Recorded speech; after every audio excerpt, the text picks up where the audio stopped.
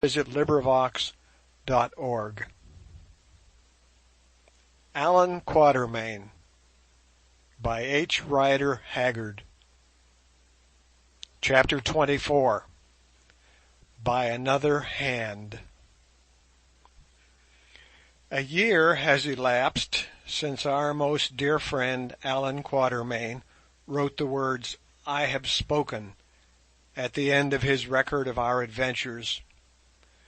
Nor should I have ventured to make any additions to the record had it not happened that by a most strange accident a chance has arisen of its being conveyed to England.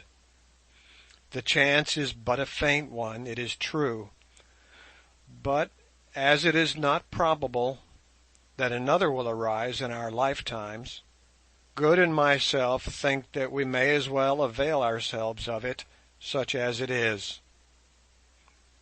During the last 6 months, several frontier commissions have been at work on the various boundaries of Zu-Vendis, with a view of discovering whether there exists any possible means of ingress or egress from the country, with the result that a channel of communication with the outer world hitherto overlooked has been discovered.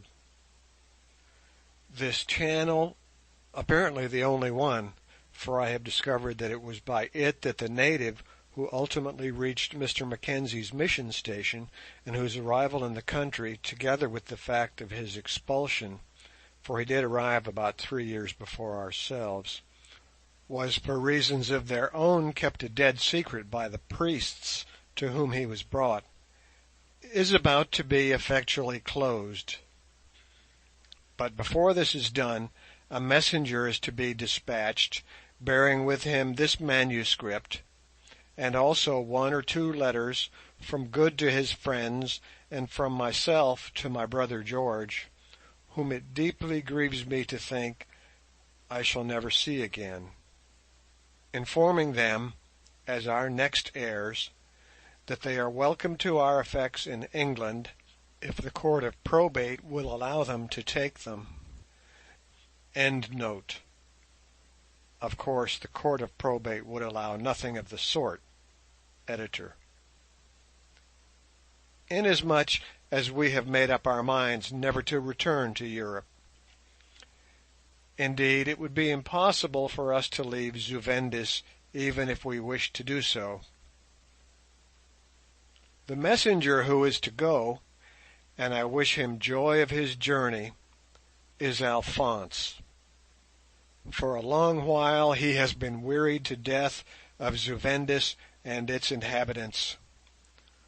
"Oh, oui, c'est beau," he says with an expressive shrug, "mais je m'ennuie, ce n'est pas chic." Again he complains dreadfully of the absence of cafes and theatres, and moans continually for his lost Annette, of whom, he says, he dreams 3 times a week. But I fancy his secret cause of disgust at the country, putting aside the homesickness to which every Frenchman is subject, is that the people here laugh at him so dreadfully about his conduct on the occasion of the great battle of the pass about 18 months ago, when he hid beneath a banner in Sorais' tent in order to avoid being sent forth to fight, which he says would have gone against his conscience.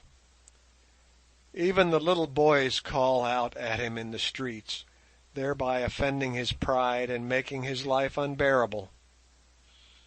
At any rate, he has determined to brave the horrors of a journey of almost unprecedented difficulty and danger, and also to run the risk of falling into the hands of the French police to answer for a certain little indiscretion of his own some years old, though I do not consider that a very serious matter, rather than remain in ce triste pays.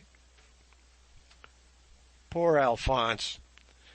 We shall be very sorry to part with him, but I sincerely trust, for his own sake and also for the sake of this history, which is, I think, worth giving to the world, that he may arrive in safety.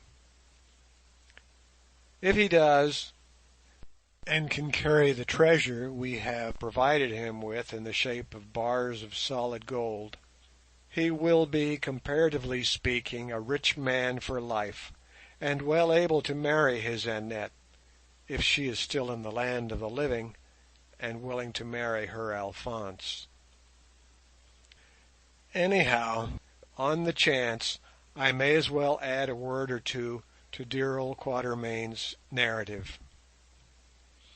He died at dawn on the day following that on which he wrote the last words of the last chapter. Nyleptha, Good, and myself were present, and a most touching and yet in its way beautiful scene it was. An hour before the daybreak it became apparent to us that he was sinking, and our distress was very keen. Indeed, Good melted into tears at the idea, a fact that called forth a last gentle flicker of humour from our dying friend, for even at that hour he could be humorous. Good's emotion had, by loosening the muscles, naturally caused his eyeglass to fall from its accustomed place, and Quatermain, who always observed everything, observed this also. "At last," he gasped, with an attempt at a smile, "I have seen Good without his eyeglass." After that he said no more till the day broke, when he asked to be lifted up to watch the rising of the sun for the last time. "In a very few minutes," he said, after gazing earnestly at it, "I shall have passed through those golden gates." 10 minutes afterwards he raised himself and looked us fixedly in the face. "I am going a stranger journey than any we have ever taken together. Think of me sometimes," he murmured. "God bless you all. I shall wait for you." And with a sigh he fell back dead. And so passed away a character that I consider went as near perfection as any it has ever been my lot to encounter. Tender, constant, humorous, and possessing of many of the qualities that go to make a poet, he was yet almost unrivalled as a man of action and a citizen of the world. I never knew anyone so competent to form an accurate judgment of men and their motives. "I have studied human nature all my life," he would say, "and I ought to know something about it," and he certainly did. He had but two faults. One was his excessive modesty, and the other a slight tendency which he had to be jealous of anybody on whom he concentrated his affections. As regards the first of these points, anybody who reads what he has written will be able to form his own opinion, but I will add one last instance of it. As the reader will doubtless remember, it is a favourite trick of his to talk of himself as a timid man, whereas really, though very cautious, he possessed a most intrepid spirit, and what is more, never lost his head.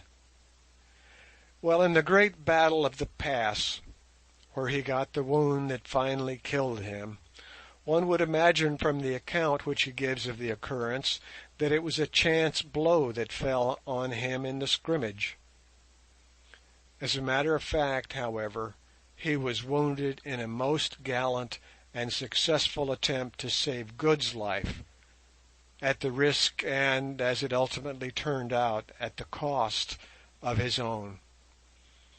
Good was down on the ground, and one of Nasta's Highlanders was about to dispatch him, when Quatermain threw himself onto his prostrate form and received the blow on his own body, and then, rising, killed the soldier.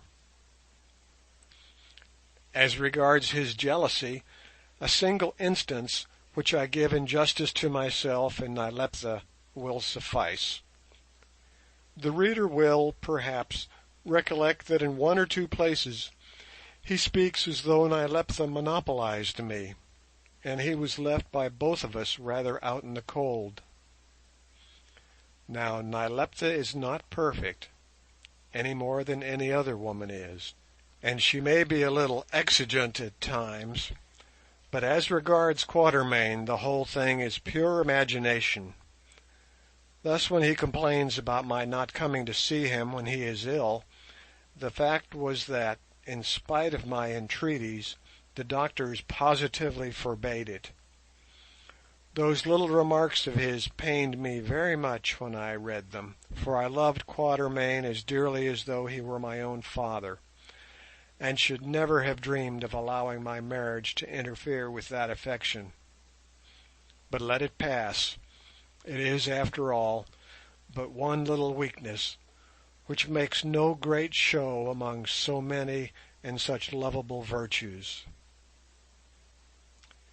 Well, he died, and Good read the burial service over him in the presence of Nyleptha and myself, and then his remains were, in deference to the popular clamour, accorded a great public funeral, or rather cremation. I could not help thinking, however, as I marched in that long and splendid procession up to the temple, how he would have hated the whole thing could he have been there to see it, for he had a horror of ostentation. And so, a few minutes before sunset, on the third night after his death, they laid him on the brazen flooring before the altar, and waited for the last ray of the setting sun to fall upon his face. Presently it came, and struck him like a golden arrow, crowning the pale brows with glory, and then the trumpets blew and the flooring revolved, and all that remained of our beloved friend fell into the furnace below. We shall never see his like again if we live 100 years. He was the ablest man, the truest gentleman, the firmest friend, the finest sportsman, and, I believe, the best shot in all Africa. And so ended the very remarkable and adventurous life of Hunter Quatermain. Since then, things have gone very well with us. Good has been, and still is, busily employed in the construction of a navy on Lake Milosis and another of the large lakes, by means of which we hope to be able to increase trade and commerce, and also to overcome some very troublesome and warlike sections of the population who live upon their borders. Poor fellow! He is beginning to get over the sad death of that misguided but most attractive woman, Sorais, but it is a sad blow to him, for he was really deeply attached to her. I hope, however, that he will in time make a suitable marriage and get that unhappy business out of his head. Nyleptha has one or two young ladies in view, especially a daughter of Nasta's, who was a widower, a very fine, imperial-looking girl, but with too much of her father's intriguing and yet haughty spirit to suit my taste. As for myself, I should scarcely know where to begin if I set to work to describe my doings, so I had best leave them undescribed, and content myself with saying that, on the whole, I am getting on very well in my curious position of king consort, better, indeed, than I had any right to expect. But of course it is not all plain sailing, and I do find the responsibilities very heavy. Still, I hope to be able to do some good in my time, and I intend to devote myself to two great ends, namely, to the consolidation of the various clans which together make up the Zu Vendi people under one strong central government, and to the sapping of the power of the priesthood.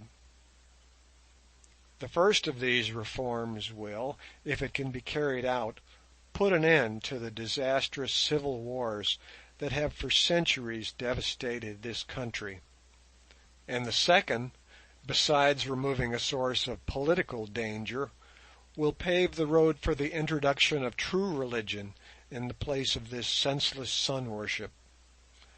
I yet hope to see the shadow of the cross of Christ lying on the golden dome of the flower temple, or if I do not, that my successors may. There is one more thing that I intend to devote myself to, and that is the total exclusion of all foreigners from Zu Vendis. Not, indeed, that any more are ever likely to get here, but if they do, I warn them fairly that they will be shown by the shortest way out of the country.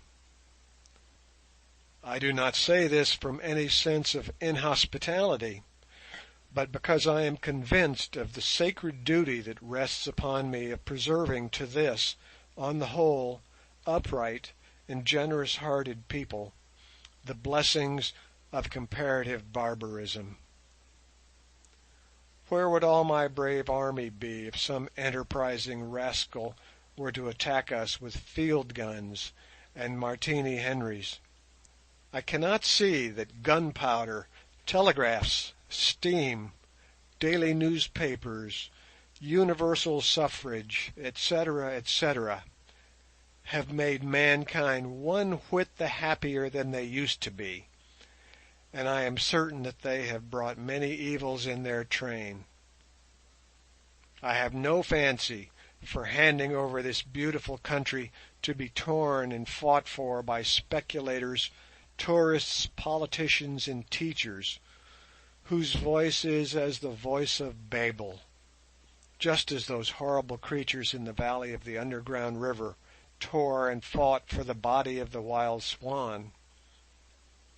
Nor will I endow it with the greed, drunkenness, new diseases, gunpowder, and general demoralization which chiefly mark the progress of civilization amongst unsophisticated peoples. If in due course it pleases Providence to throw Zu Vendis open to the world, that is another matter. But of myself I will not take the responsibility, and I may add that Good entirely approves of my decision. Farewell. Henry Curtis. December 15th, 18. P.S. I quite forgot to say that about 9 months ago Nyleptha, who is very well, and in my eyes at any rate more beautiful than ever, presented me with a son and heir. He is a regular curly-haired, blue-eyed young Englishman in looks, and though he is destined, if he lives, to inherit the throne of Zu Vendis, I hope I may be able to bring him up to become what an English gentleman should be, and generally is, which is to my mind even a prouder and a finer thing than being born heir apparent to the great house of the stairway, and indeed the highest rank that a man can reach upon this earth. H.C. Note by George Curtis, Esquire. The manuscript of this history, addressed to me in the handwriting of my dear brother Henry Curtis, whom we had given up for dead, and bearing the Aden postmark, reached me in safety on December 20th, 18, or a little more than 2 years after it left his hands in the far centre of Africa, and I hasten to give the astonishing story it contains to the world. Speaking for myself, I have read it with very mixed feelings, for though it is a great relief to know that he and Good are alive and strangely prosperous, I cannot but feel that for me and for all their friends they might as well be dead, since we can never hope to see them more. They have cut themselves off from old England and from their homes and their relations for ever, and perhaps, under the circumstances, they were right and wise to do so. How the manuscript came to be posted I have been quite unable to discover, but I presume from the fact of its being posted at all that the little Frenchman, Alphonse, accomplished his hazardous journey in safety. I have, however, advertised for him, and caused various inquiries to be made in Marseilles and elsewhere, with a view of discovering his whereabouts, but so far without the slightest success. Possibly he is dead, and the packet was posted by another hand, or possibly he is now happily wedded to his Annette, but still fears the vengeance of the law and prefers to remain incognito. I cannot say. I have not yet abandoned my hopes of finding him, but I am bound to say that they grow fainter day by day, and one great obstacle to my search is that nowhere in the whole history does Mr. Quatermain mention his surname. He is always spoken of as Alphonse, and there are so many Alphonses. The letters which my brother Henry says he is sending with the packet of manuscript have never arrived, so I presume that they are lost or destroyed.